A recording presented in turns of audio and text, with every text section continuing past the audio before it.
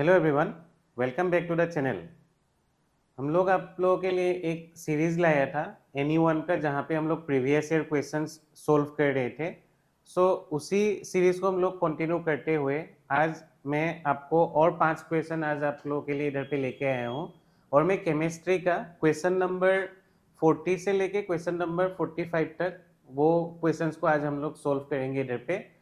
आप लोग अच्छे से देखते जाइए कैसे हम लोग का क्वेश्चन पूछते हैं एनी वन एग्जाम पे और उसको हम लोग को कैसे सोल्व करना है। ठीक है, चलिए हम लोग स्टार्ट करते हैं आज का क्वेश्चन आंसर सीरीज।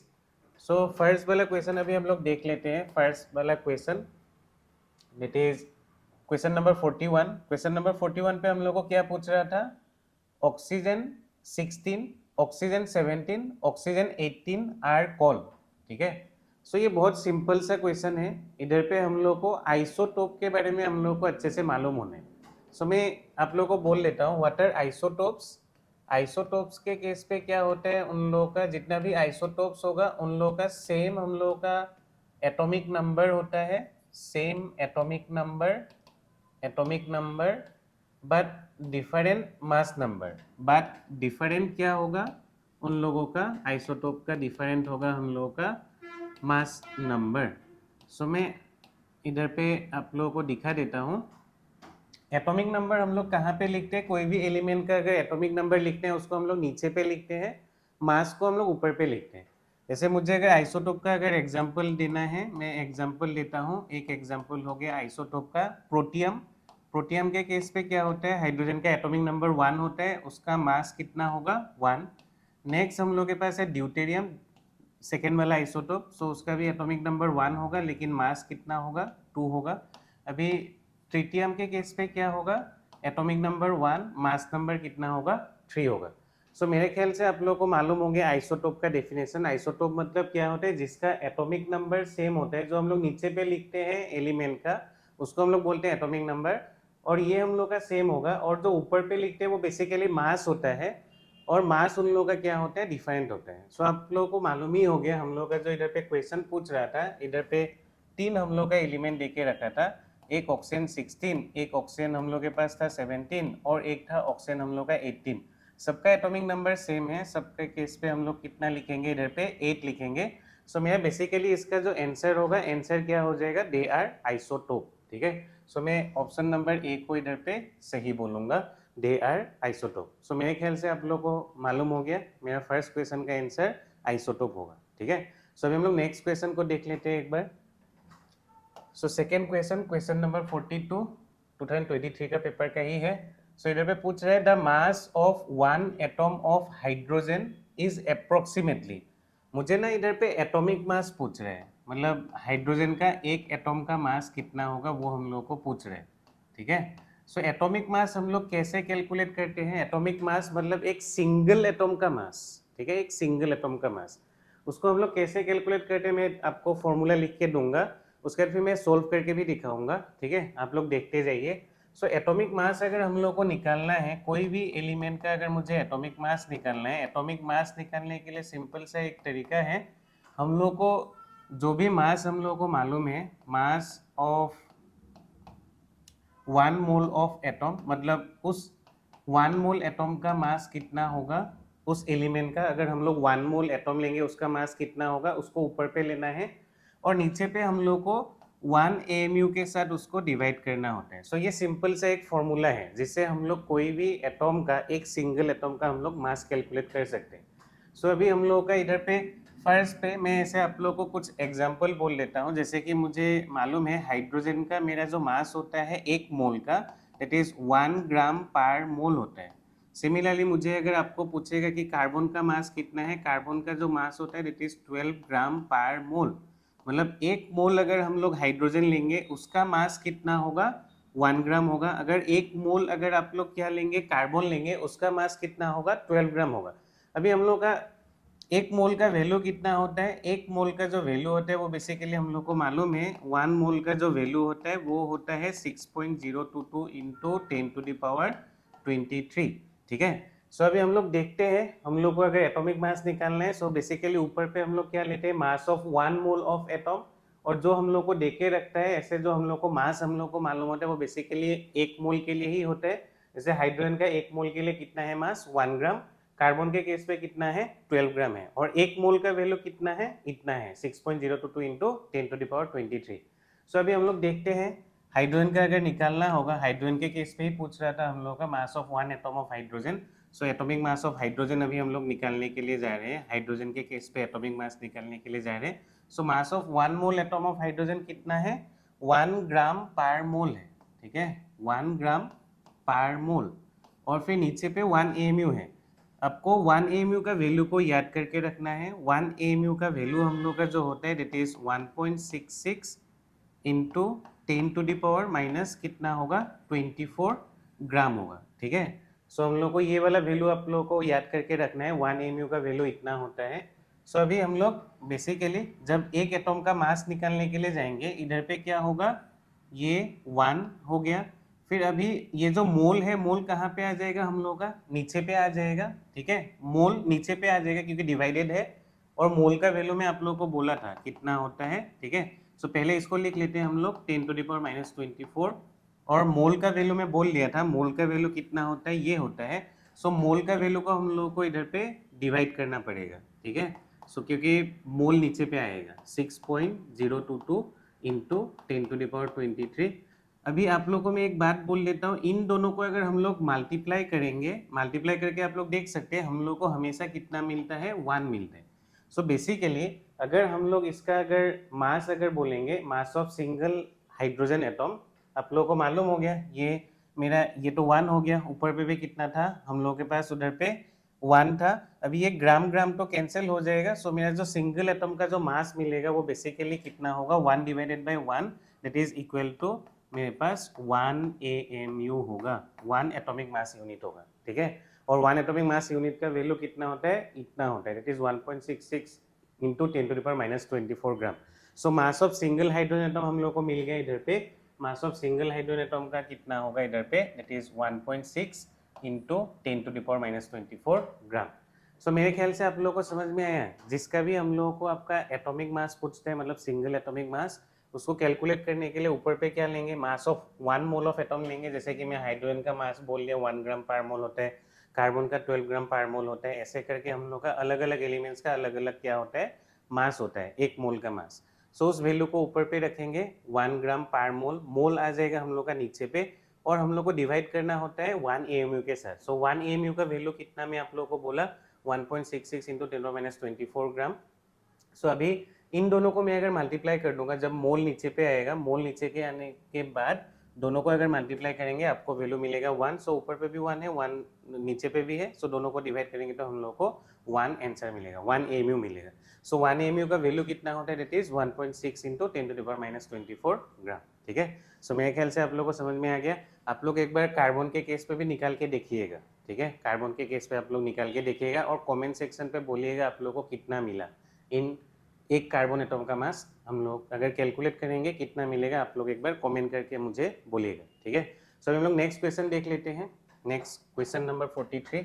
सो नेक्स्ट क्वेश्चन नंबर 43 पे क्या पूछा है, number of valence electron in chloride ion are, ठीक है। सो अभी हम लोग को मालूम है क्लोरीन का एटॉमिक नंबर होता है 17।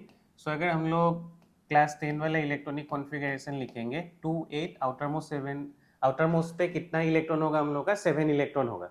अभी अगर हम लोग Cl-1 करेंगे, Cl-1 मतलब एक एक्स्ट्रा इलेक्ट्रॉन आ गया, इसलिए इस क्लोरीन के ऊपर पे नेगेटिव चार्ज आ गया, ठीक है। सो इसके केस पे हम लोग का जो आउटर मोस्ट सेल पे इलेक्ट्रॉन एक बढ़ जाएगा, सो उस पे कितना हो जाएगा मेरा 8 इलेक्ट्रॉन हो जाएगा। सो वैलेंस सेल पे जो मेरा आउटर मोस्ट सेल है, आउटर मोस्ट सेल को ही हम लोग क्या बोलते हैं, वैलेंस सेल बोलते हैं। सो आउटर मोस्ट सेल पे हम लोग का कितना होगा उधर पे, उसका ऑक्टेट कंप्लीट हो जाएगा, दैट इज मेरे पास 8 इलेक्ट्रॉन होगा। सो मेरा ऑप्शन कौन सा वाला हो जाएगा, ऑप्शन नंबर ए। सो मेरे ख्याल से आप लोगों को मालूम हो गया, जब भी ऐसे निगेटिव चार्ज होता है उस टाइम पे हम लोग को क्या करना है, ऐड करना होता है, और जब भी ऐसे पॉजिटिव चार्ज होगा हम लोग को इलेक्ट्रॉन को रिमूव करना होता है, ठीक है। सो मेरे ख्याल से आप लोग को मालूम हो गया इसका आंसर। अभी हम लोग नेक्स्ट क्वेश्चन देख लेते हैं, next question number 44, which of the following is most acidic. So इधर पे हम लोग का कुछ एसिड्स देके रखा है, एक है HF, एक है मेरे पास HCl, एक है मेरे पास HBr, और एक है मेरे पास HI, ठीक है। ये सब मेरे पास एसिड है। क्यों एसिड है, क्योंकि जब भी इसको हम लोग पानी पे डिसोसिएट करेंगे, इसको अगर हम लोग वाटर पे अगर इसको घोलेंगे, ठीक है, सो ये मेरा ब्रेक डाउन होगा और ब्रेक डाउन होके आपको ना उधर पे H+ आयोन देगा, ठीक है। सो जो भी हम लोग का पानी पे H+ आयोन देता है, ऐसे हम लोग का जब भी ब्रेक होगा वो क्या देगा, H+ देगा, फिर F-, इसके केस पे क्या होगा, H+ देगा क्योंकि ये एसिड है, Cl- बनेगा, ये टूटने से क्या होगा हम लोग का H+ और Br- बनेगा, इसको अगर तोड़ेंगे हम लोग H+ और I- हम लोग का इधर पे बनेगा। सो ये सब कुछ मेरा एसिड है, क्यों एसिड है, because they are releasing H+ ion in water. पानी पे वो लोग क्या दे रहा था हम लोग को, H+ दे रहा था, इसलिए हम लोग उसको क्या बोल लेंगे, एसिड बोल लेंगे। सो मेरे इधर पे जितना भी था वो सब कुछ एसिड था। अभी बात है, हम लोग को पूछ रहा है ये जितना भी एसिड है सबसे ज्यादा स्ट्रॉन्गेस्ट एसिड कौन होगा, स्ट्रॉन्गेस्ट एसिड कौन होगा, जो हम लोग को इजीली H+ दे देगा, जो हम लोग को इजीली H+ देगा उसको हम लोग क्या बोलेंगे, स्ट्रॉन्ग एसिड बोलेंगे। अभी बात है कौन मेरा इजीली H+ को देगा, जिसका बोन लेंथ हम लोग का ज्यादा होगा वो इजीली टूट जाएगा और टूटने के बाद आपको H+ इजीली मिल जाएगा, ठीक है। जैसे कि मैं इधर पे अगर दिखाऊं, मेरे पास इधर पे क्या था, एक तो था हाइड्रोजन और एक मेरे पास था फ्लोरीन। सो इसका बोन लेंथ ऐसा कुछ था, ये हाइड्रोजन ये फ्लोरीन। अभी नेक्स्ट पे मैं अगर जाऊंगा, ये सपोज हम लोग का हाइड्रोजन हो गया, फिर से सेम ही, फिर इधर पे क्लोरीन आ जाएगा, क्लोरीन का साइज मेरा बड़ा होता है, सो इधर पे मेरा जो बोन लेंथ होगा वो थोड़ा सा बढ़ जाएगा। सिमिलरली मैं अगर HBr के केस पे जाऊंगा, ये मेरा हाइड्रोजन हो गया और ये मेरा Br हो गया, ठीक है। सो इधर पे बोन लेंथ और भी बढ़ जाएगा। सो आपको मालूम हो रहा है जैसे जैसे मैं ऐसे आपका नीचे की तरफ जाता हूँ, जैसे मेरे पास इधर पे फर्स्ट पे था फ्लोरीन, नेक्स्ट पे था क्लोरीन, नेक्स्ट में था ब्रोमीन, नेक्स्ट में था आयोडीन, सब पे हाइड्रोजन तो कॉमन है, इस पे भी हाइड्रोजन था, इस पे भी हाइड्रोजन था, इस पे भी हाइड्रोजन था, इस पे भी हाइड्रोजन था।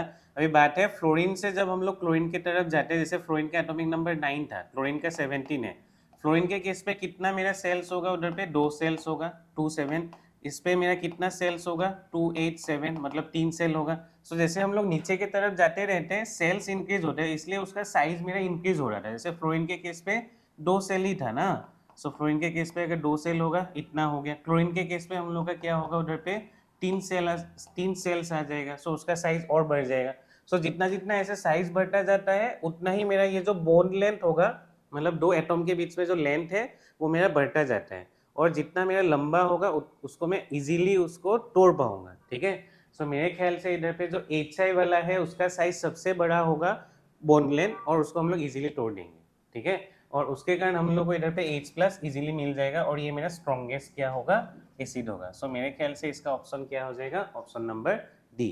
अभी हम लोग लास्ट और एक क्वेश्चन देख लेते हैं आज के लिए। So question number 45, valence cell electronic configuration of magnesium resembles with element सोन, ठीक है। सो इधर पे कुछ एलिमेंट्स हम लोग का दिखा रहा है, सोन होगा लास्ट में, ठीक है। सो वैलेंस सेल पे कितना इलेक्ट्रॉनिक कॉन्फ़िगरेशन होगा मैग्नीशियम को रिजेंबल करने वाला, मतलब इधर पे मैग्नीशियम का वैलेंस इलेक्ट्रॉनिक कॉन्फ़िगरेशन कौन रिजेंबल कर रहा है, कौन किसका मेरा सेम आएगा, ठीक है। अभी अगर हम लोग बेरिलियम के केस पे देखेंगे, बेरिलियम का एटॉमिक नंबर कितना था हम लोग का, एटॉमिक नंबर था 4, सो इसका इलेक्ट्रॉनिक कॉन्फ़िगरेशन क्या होगा, 2 2 होगा। देन कैल्शियम का एटॉमिक नंबर हम लोग का कितना था इधर पे, ये कैल्शियम हम लोग का ग्रुप नंबर 2 का है। सो आप लोग ना ऐसे सबका ऐसे इलेक्ट्रॉनिक कॉन्फ़िगरेशन नहीं लिखने से भी होगा, मैं ऐसे डायरेक्टली बोल लेता हूँ। जो भी ग्रुप 2 एलिमेंट्स है, ग्रुप 2 एलिमेंट्स है, ग्रुप टू एलिमेंट्स का मेरा वैलेंस इलेक्ट्रॉन कितना होगा, 2 ही होगा, ग्रुप 2 का वैलेंस इलेक्ट्रॉन 2 होगा।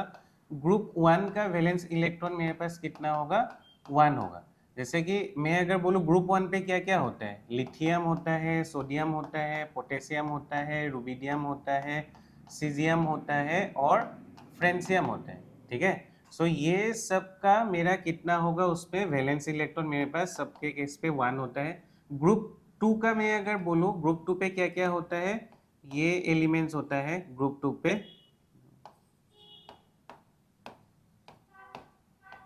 ठीक है। सो ये जितना भी एलिमेंट्स है सबका मेरे पास क्या होगा, इधर पे वैलेंस इलेक्ट्रॉन 2 होगा। अभी इसको अगर याद करने के लिए आप लोगों को प्रॉब्लम हो रहा है, इसके लिए मैं एक नेमोनिक बोल लेता हूँ। इसका नेमोनिक क्या होता है,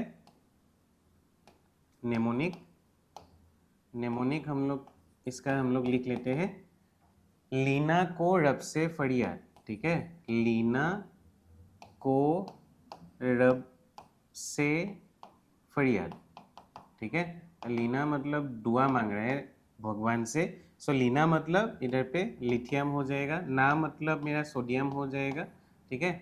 देन को मतलब पोटेशियम हो जाएगा, रब मतलब आरबी हो जाएगा, से मतलब सीजियम हो जाएगा, फरियाद मतलब फ्रेंसियम हो जाएगा।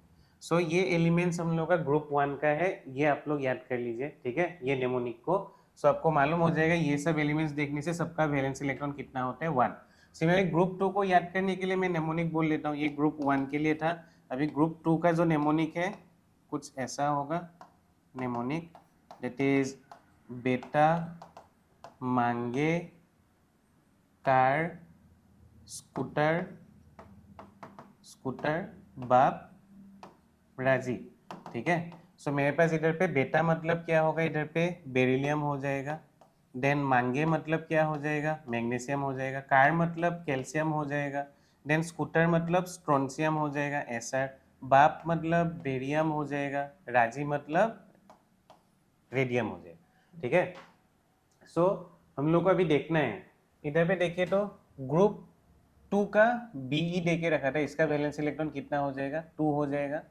कैल्शियम मेरे पास क्या है, कौन सा वाला ग्रुप का है, कैल्शियम भी मेरे पास ग्रुप 2 का ही है, ठीक है, ग्रुप 2 का है कैल्शियम, इधर पे है ये ग्रुप 2।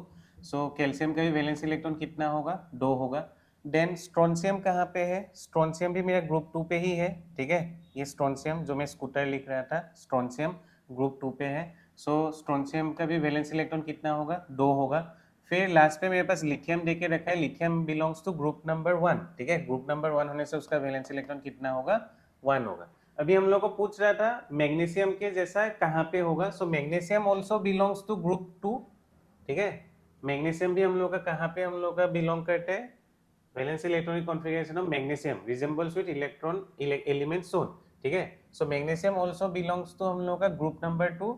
सो मेरा किसका किसका इधर पे सेम आएगा, बेरिलियम का, कैल्शियम का, स्ट्रोंशियम का, ठीक है। सो ये तीनों का मेरा क्या होगा, मैग्नीशियम के जैसे ही उसका क्या होगा उधर पे वैलेंस इलेक्ट्रॉन होगा। सो मेरे ख्याल से आप लोगों को मालूम हुआ इधर पे ये तीनों ऑप्शन ही सही है, ठीक है, beryllium, calcium and strontium. Lithium का तो 1 है, सो ये तो मेरे पास नहीं होगा, ठीक है। सो मेरे ख्याल से आप लोगों को मालूम हो गया मेरे पास इधर पे इस क्वेश्चन को कैसे आप लोगों को सोल्व करना है। इन केस अगर इस क्वेश्चन पे थोड़ा सा मुझे टाइपिंग मिस्टेक जैसा लग रहा है, अगर ऐसा टाइपिंग मिस्टेक होगा मैं नेक्स्ट वाला वीडियो पे आप लोगों को इधर पे लेके आऊँगा, ठीक है। सो आप लोग अच्छे से पढ़ते रहिए, डेफिनेटली आप लोगों का हेल्प होगा ये वीडियोस को अगर आप लोग फॉलो करते जाएंगे। जितना हो सके फ्रेंड्स लोगों को शेयर करिए। एनीवन एग्जाम आप लोगों का आने वाला है 26 अप्रैल को, ठीक है। So all the very best, अच्छे से पढ़ते रहिए, थैंक यू।